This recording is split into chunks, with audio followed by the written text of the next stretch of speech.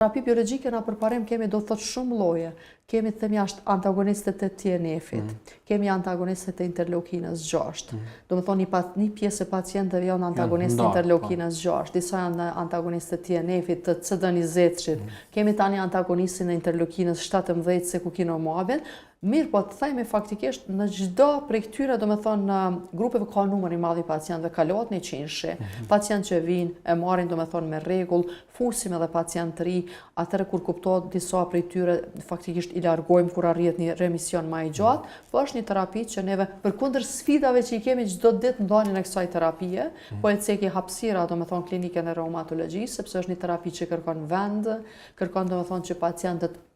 të shtrihen, të kenë krevetin, është terapi që zgjat faktikisht me orë, sidomos format venoze, sepse kur i kemi këto format që japim në lëkurë, atëherë do thotë është punë që ndoshta është më e lehtë edhe për stafin, sepse me këto më shumë ballafaqohet edhe personeli i mesëm.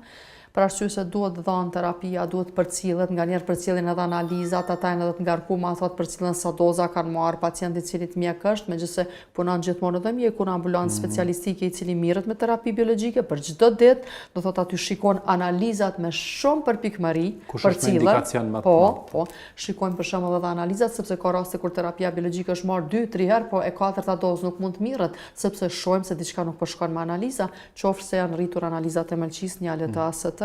për shembull është një anemi e cila është shfaqur për shkak të terapisë biologjike.